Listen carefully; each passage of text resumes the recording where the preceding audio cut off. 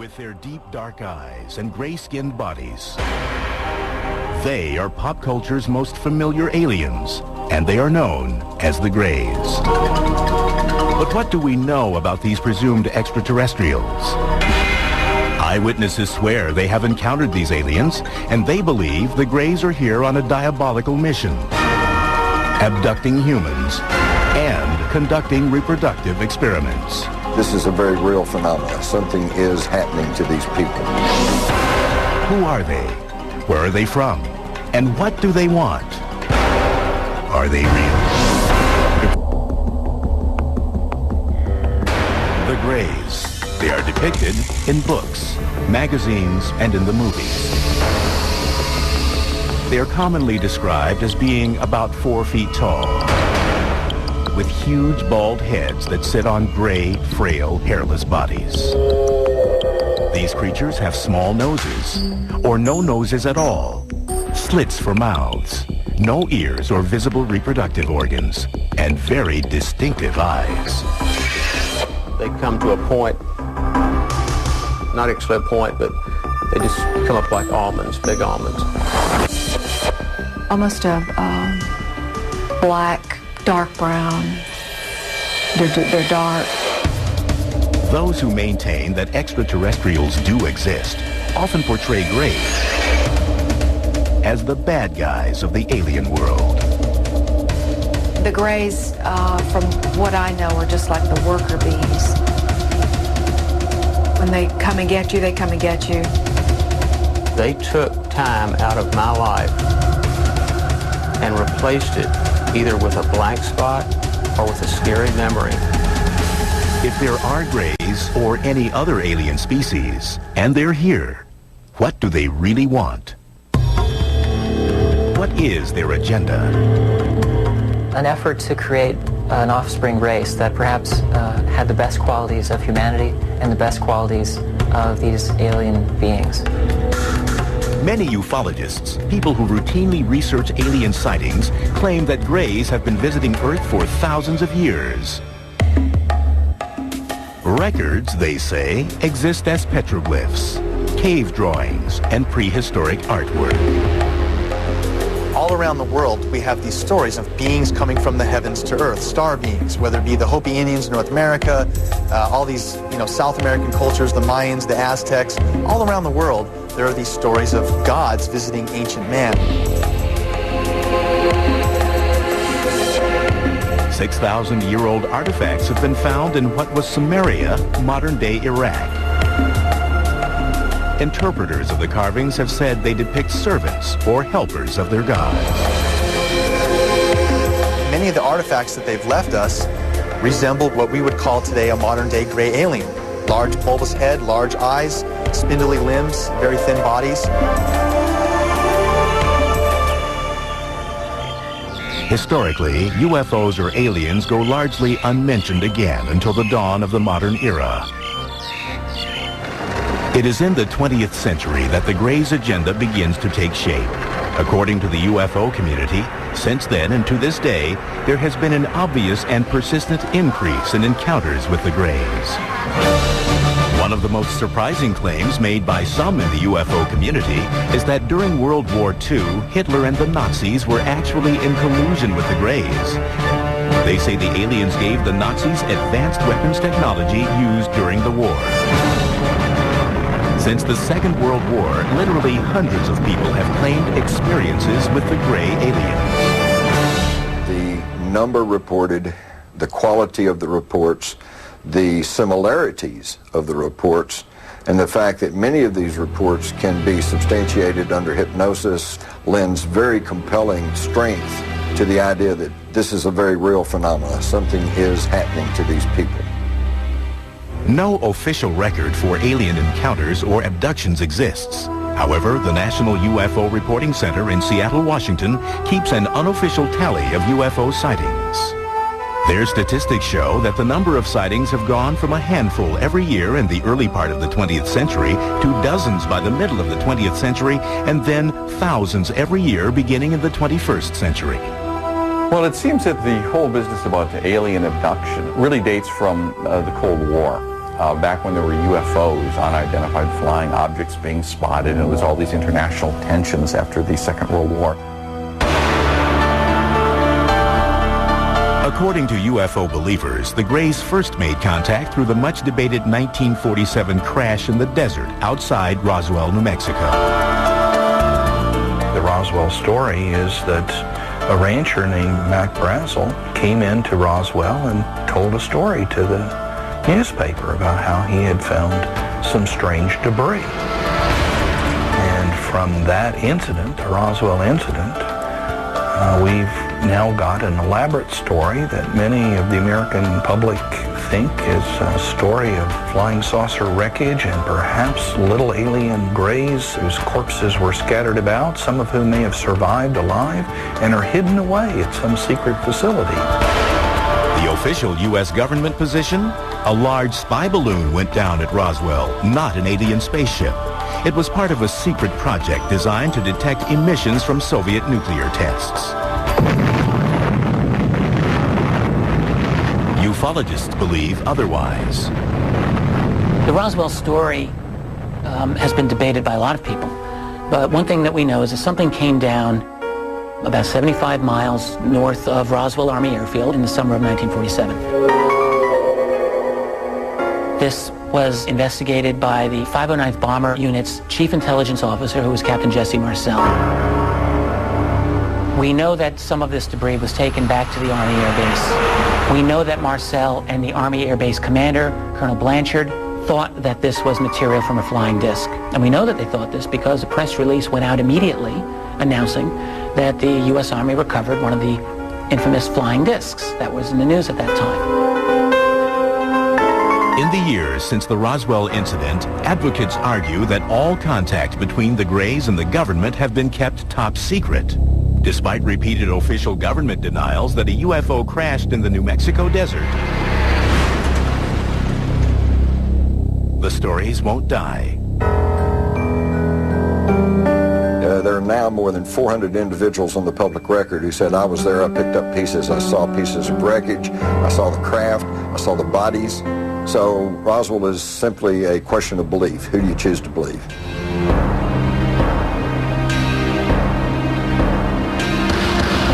Fact or fiction? UFO sightings increased dramatically after the Roswell incident. In the 1950s, movie makers soon seized on these stories, and for the first time, alien creatures appeared invading Earth with an agenda, sometimes evil. Films like The Thing and Plan 9 from Outer Space tapped into the public's fascination and fears of UFOs. The Day the Earth Stood Still warned of terrible consequences if Earth did not press forward into space as a friendly partner. Stories of abduction by an alien race called the Greys soon followed. It was only really until the 1960s that people began to believe that they were actually being abducted themselves by beings from other planets. In 1961, a New Hampshire couple became the first people in history to officially report being abducted by the Greys. The Betty and Barney Hill story, of course, is one of the abduction experiences that kind of kicked off the whole abduction phenomenon.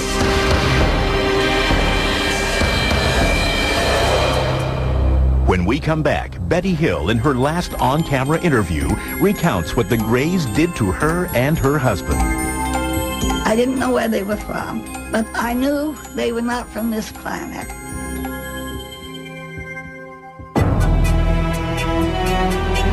The case of Betty and Barney Hill remains the seminal alien abduction tale. It stands as the first ever recorded encounter with the Greys, the most popularly noted alien species said to visit the Earth.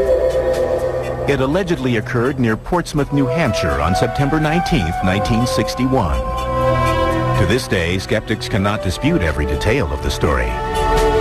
Believers see the Hills incident as the defining moment in Grey history, when the nation and the world awoke to the troubling phenomenon of alien abduction.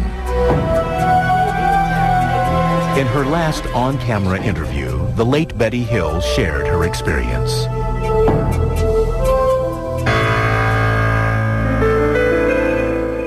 My husband Barney and I are returning from Montreal, Canada. We're traveling down through the White Mountains of New Hampshire when we suddenly spot what we thought was a new star in the sky. And as we watched this, it changed direction and came in towards us.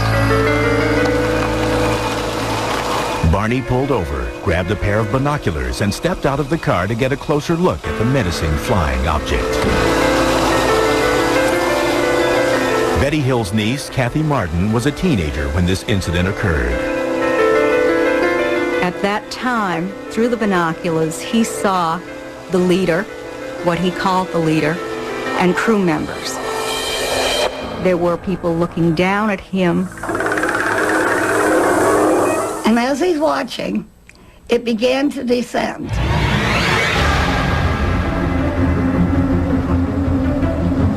And at this point, he became frightened and ran back to the car, yelling that they were trying to capture us. She was screaming to him, "Barney, you damn fool, come back here. Get back here."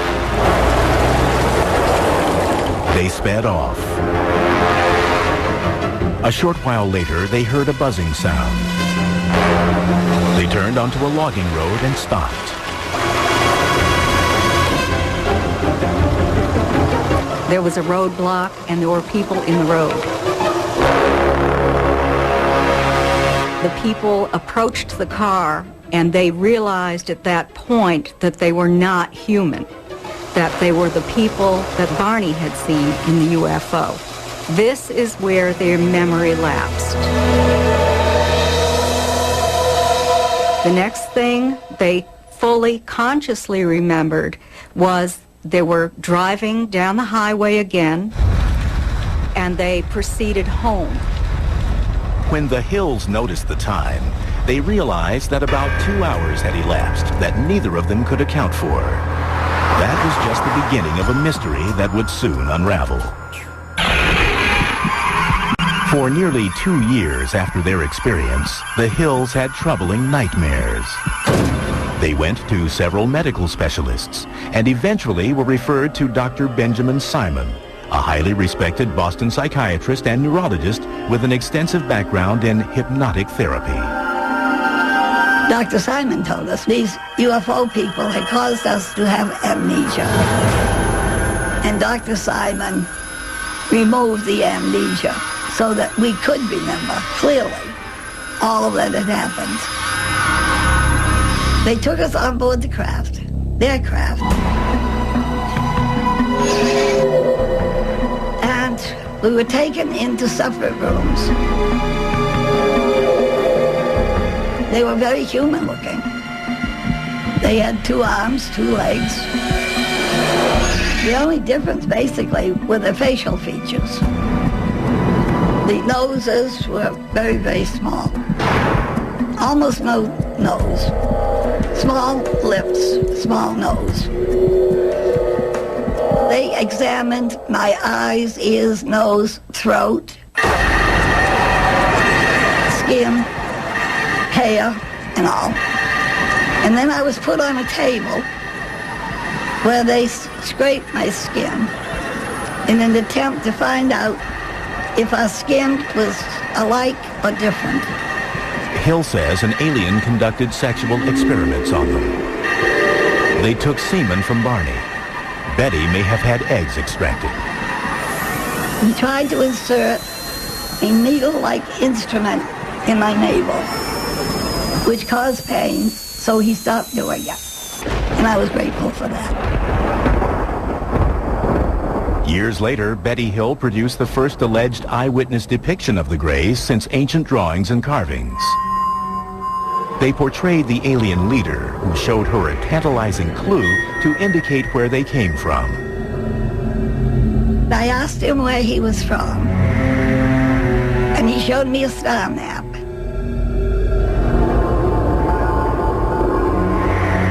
In a hypnotherapy session, a few years after her encounter, Betty drew a map of an alien star system. At the time, experts could not identify it. But then in 1966, Marjorie Fish, an enterprising ufologist and amateur astronomer, became fascinated by Betty Hill's star map. Fish spent the next 7 years examining the map and constructing models, trying to match it to a known star system. It was only later, when a new star was discovered, that they found exactly what Betty had drawn on the star map. In 1973, after reviewing 23 star models, Marjorie Fish claimed to have found a fit. She declared that Betty Hill had drawn a star system some 40 light years from Earth, Zeta Reticuli. At the California Institute of Technology, Dr. Charles Beichmann, one of the world's foremost astronomers, examines Zeta Reticuli. We have no way that to possibly travel that far. We don't know of any way for any solid vehicle to go that sort of a distance. But relatively speaking, within the scale of the galaxy, it's a very nearby star. In a conventional Earth-based space shuttle, it would take nearly 1.5 million years to reach Zeta Reticuli. In addition to his duties with the California Institute of Technology and the Jet Propulsion Lab, Dr. Beichmann is a leading member of NASA's Origins program. Their mission is to probe space for signs of life. He concedes that life is possible in the universe, maybe even on Zeta Reticuli. Here we're looking at the two stars in the Zeta Reticulum system, about 40 light years away. The binary stars could well have planets around stars like this. The system is old enough that, in fact, you could have a stable life having evolved on any habitable planets in those systems. Again, prospects good. What do we know today? Nothing. With just tantalizing evidence, but no definitive proof that the Greys actually come from Zeta Reticuli, Betty Hill's case continues to be hotly debated. However, skeptics and believers can agree that since that night in September 1961, hundreds of alien abductions have been reported. Just as a disease is contagious, so can an idea be contagious and spread from person to person. Did Betty Hill really meet aliens from Zeta Reticuli? Did they conduct reproductive experiments as part of an evil agenda? Are the people claiming to have been abducted reporting the truth? They're dreaming with their eyes open. So they have these hypnopompic, or upon awakening, hallucinations. That's the tactile sensations, the lights, the buzzing, and especially the sense of presence. So many times the debunkers try to explain abductions as people simply mimicking and repeating stories that have been passed around over the years. Well, here's some people who had nothing to go by. Nobody had ever reported this, and yet their abduction experience is remarkably similar to what we hear from people even to this very day.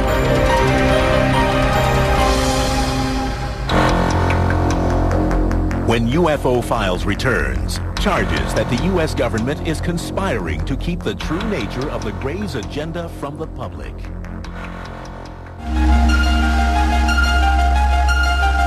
When the Betty and Barney Hill abduction story broke in the 1960s and was soon followed by many more, the general public became entranced with the idea that alien spaceships were visiting Earth and that extraterrestrials, known as the Greys, were abducting humans. But in 1969, the U.S. Air Force dismissed the accounts in an investigation codenamed Project Blue Book. The report concluded UFOs constituted no direct threat to the United States, and reports of unidentified flying objects were the result of a mild form of mass hysteria, or, quote, war nerves, hoaxers, publicity seekers, psychopathological persons, and the misidentification of various conventional objects. There is nothing in the records which would indicate that we have been visited by any advanced civilization. With that, the U.S. Air Force declared the case closed. However, ufologists were not swayed by Project Blue Book then, and many still believe that the U.S. government has been involved in a cover-up of cosmic proportions since the Roswell case. It really has to be said that Blue Book was nothing more than a PR effort by the Air Force to explain away UFO phenomenon. I think early on in the 40s and 50s, when they began to learn, they meaning the government, that UFOs, extraterrestrials, were probably a reality, I think it scared them to death because, number one, they feared public panic, disruption of the social systems, religious systems, and they were loath to admit that they could not control the skies over the nation.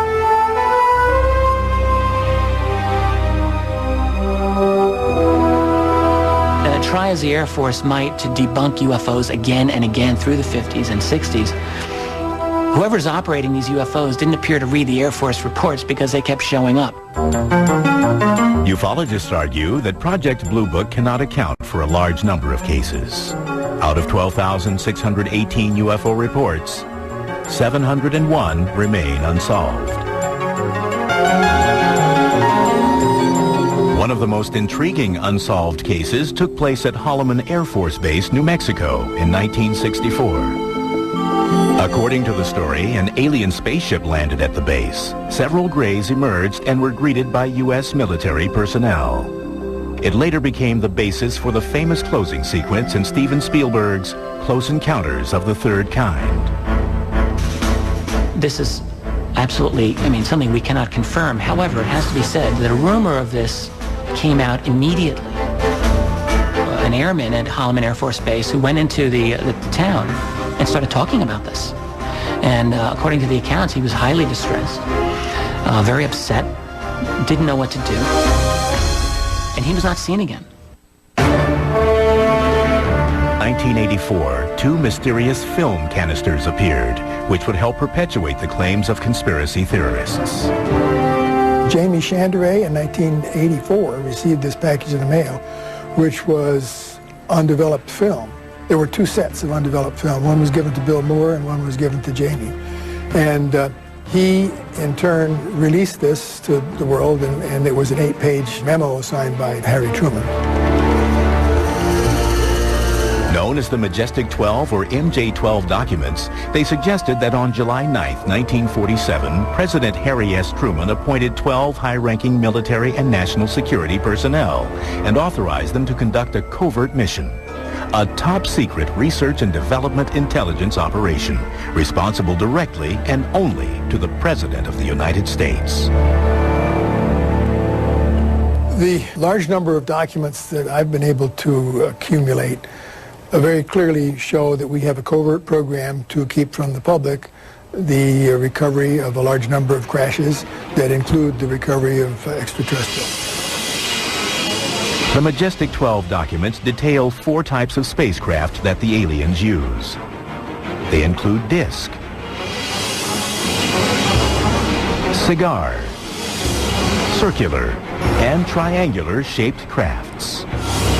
But most intriguingly of all, within the pages of the MJ-12 documents, there is, for the first time in history, acknowledgement of alien beings that are known as the Greys. In these official-looking papers, they are called Extraterrestrial Biological Entities, EBEs. There was a special operations manual called Extraterrestrial Entities and Technology, Recovery and Disposal. And in that manual, there was a 1-page description of 2 different types of extraterrestrial biological entities.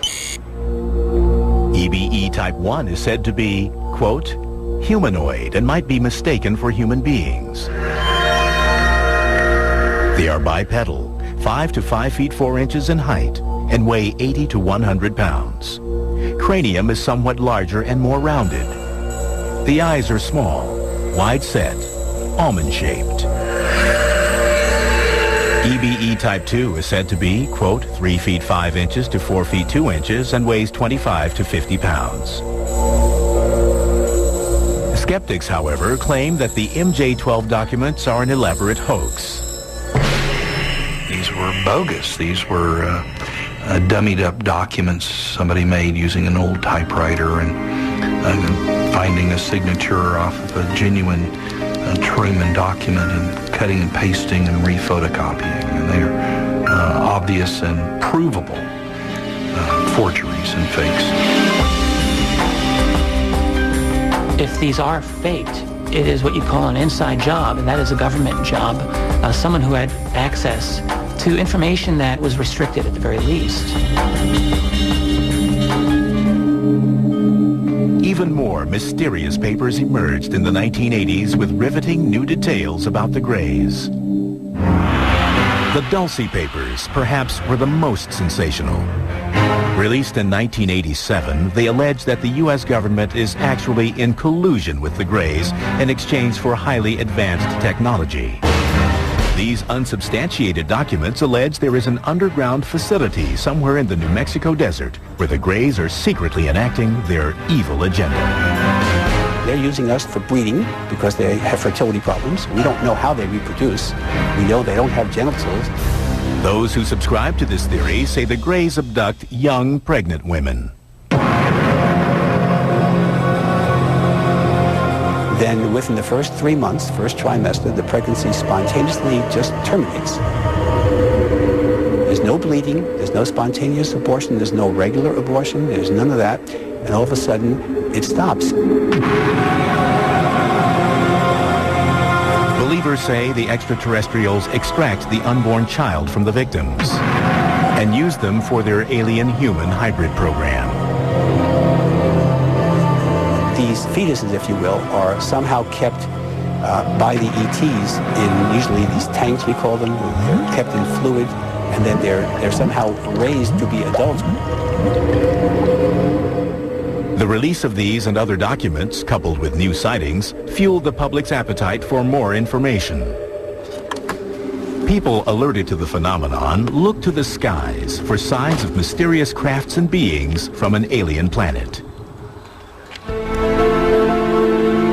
There's no question that the UFO research field really exploded during the 1980s. It's an amazing phenomenon. You have, for the first time, widespread discussion of abductions. At the same time, the UFO phenomenon became a major part of U.S. popular culture, world popular culture at that time. It is very much debatable, but some say the term Grey was first used in the 1980s to describe the extraterrestrials that are abducting humans and conducting reproductive experiments. The term itself, Grey, used to describe these beings, seems to have become more common by the early and mid-1980s. I don't believe that it was common before that period of time. But do the Greys actually exist, or are they, in reality, a product of pop culture? The question arises, what happened, and to what extent does life imitate art or the reverse? It's hard to unsort some of this mess. It is my belief that there is a true core of reality to the UFO phenomenon. Ufologists insist that the Earth may be in the midst of a diabolical invasion of Greys. When we come back, we uncover the true horror of the Greys' agenda. They have an ongoing breeding program. I was about 8 weeks pregnant. Then it was just gone.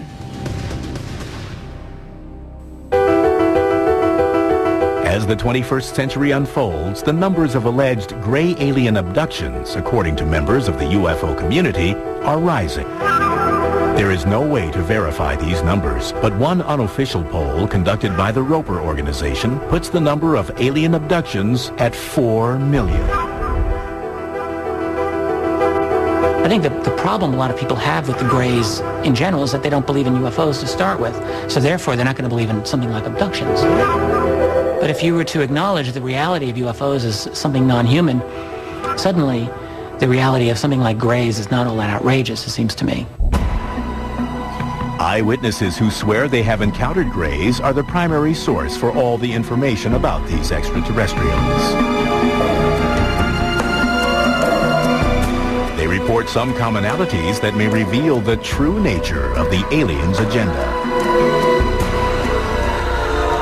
There's always a light that comes from nowhere. It's either like an amber or a blue. Then the frightened abductees report being surrounded and paralyzed by the alien creatures. They're not just making you immobile. They put you almost in like a comatose state.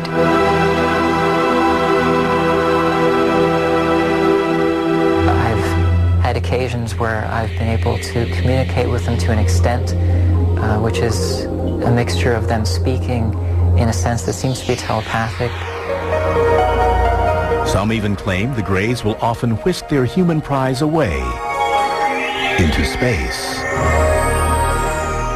And you find yourself in, for lack of a better word, an alien environment where there's lots of light, everything is very... Poetic is almost the word to use to describe the environment because it feels very surreal. Abductees say that once on board, the Greys perform medical examinations, which some describe as being extremely painful. There were experiences which to me suggested that there was a biological, reproductive element of my experiences, and that's commonly widespread. So I'm not ashamed in reporting that. If the Greys are actually here, what's their real agenda? A lot of people think that they're coming to totally destroy us, and some people think that, and some people think that there are others coming to help us not be destroyed.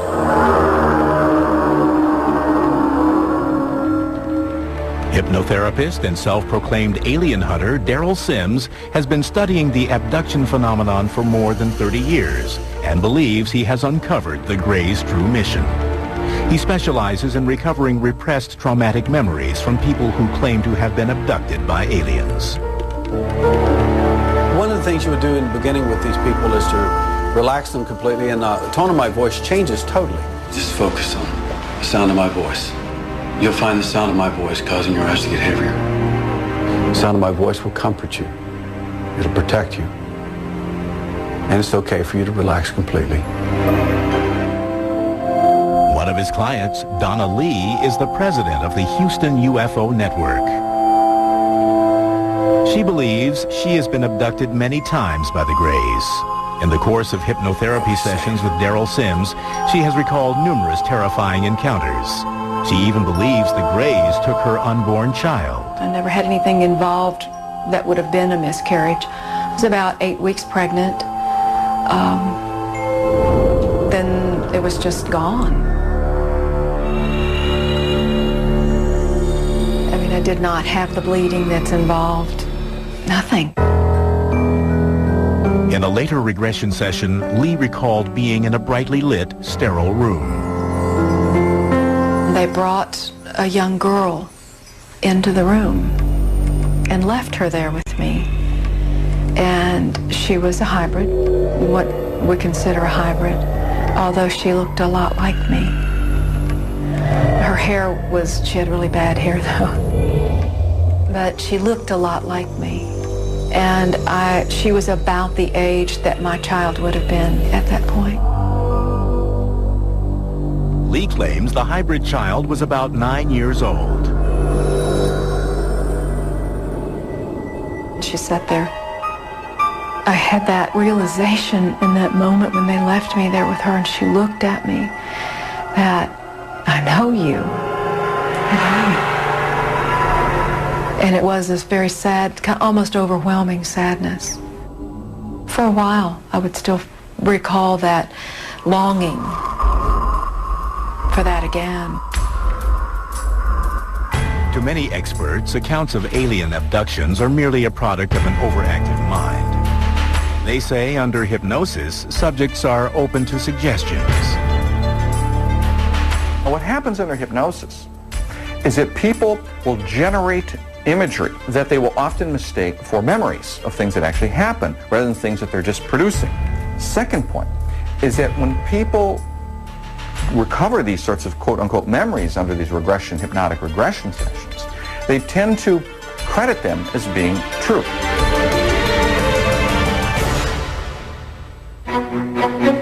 When we return, the results of a Harvard University study conducted by a team of psychologists surprises skeptics angers believers, and sparks a controversial debate. To write them off as fantasy is a dire mistake. Are the earnest memories of abductees real or imagined? They come in without permission. They touch your body. They take your children. You want to scream, but I mean, my mouth is opened and nothing has come out. It's paralysis, but walking paralysis.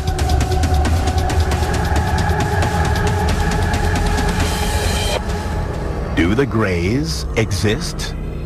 And if so, are they on a devious mission?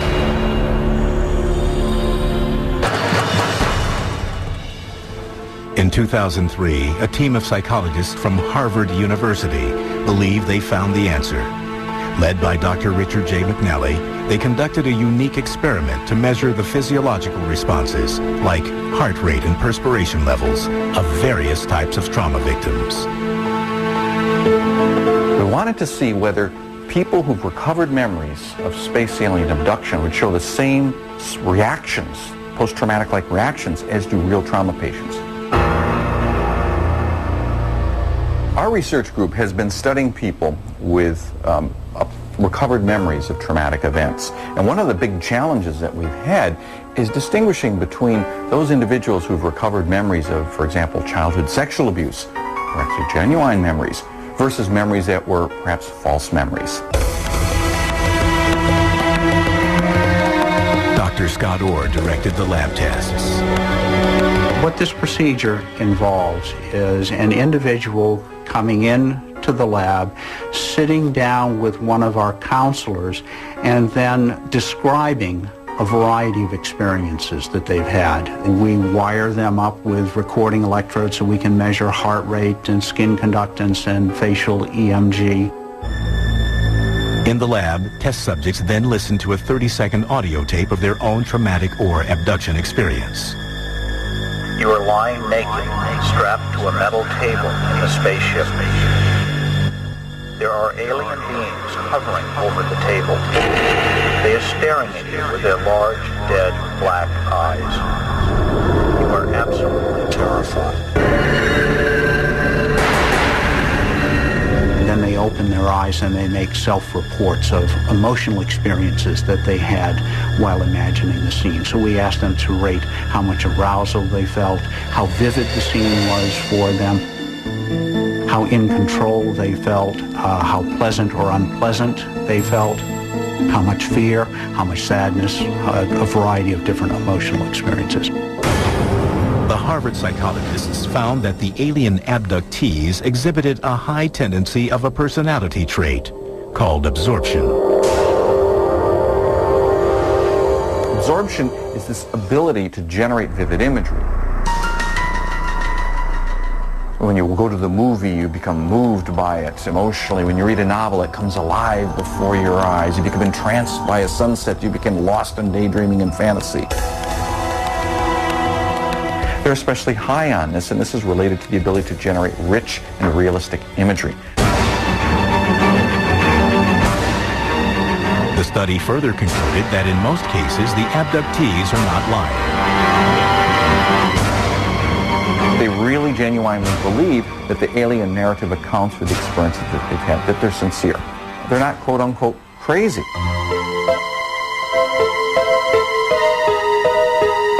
Now, these particular events are sleep paralysis episodes.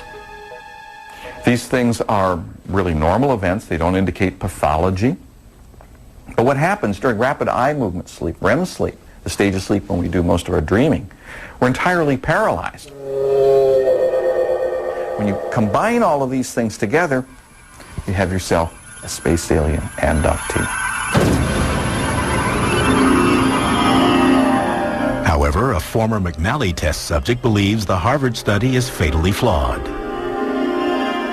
It might be that alien encounters do involve an altered state of consciousness, but to write them off as fantasy, I think, is a dire mistake, and that's where he goes wrong. I myself have had sleep paralysis. I know that the sensations are superficially similar to that of alien contact. Although there are similarities, it doesn't go far enough to account for it. But if Boucher and his fellow abductees are right, and the Greys really do exist, then they must come to Earth from somewhere. If not from Zeta Reticuli, then where? It's a 2,500-year-old question, goes back to the ancient Greeks who asked, is there life beyond the Earth? And now we're bringing the tools of 21st century science and technology to answer what simply is a very old question. There ought to be 1, 10, 100, or 1 million intelligent civilizations out there for us to be talking with. People who claim to have been abducted believe that intelligent alien life forms not only exist, but are already here. And they have crossed the cosmos with a purpose. I think the Greys' agenda is to make a better future for their children. I think it's that simple. And I think that part of that agenda entails also ensuring that humanity is also going to continue. I think it's a mutually beneficial agenda. Psychologists maintain, however, that the alien phenomenon is a product of overactive imaginations. The Greys, in my view, are in fact hypnopompic visual hallucinations that occur when people are arising out of a sleep paralysis episode. And their purpose for coming to Earth? They don't have one. They're hallucinations. It's good to have an open mind, but not so open that your brains fall out. Is the Greys' agenda real or imagined? Alien abduction? Fact or fiction? It's still a mystery, just like most abductions. They're never going to tell you why they're here, or who they are, or why they do what they do. Is it possible that ETs exist? I think they're here, and they've been here for a long time.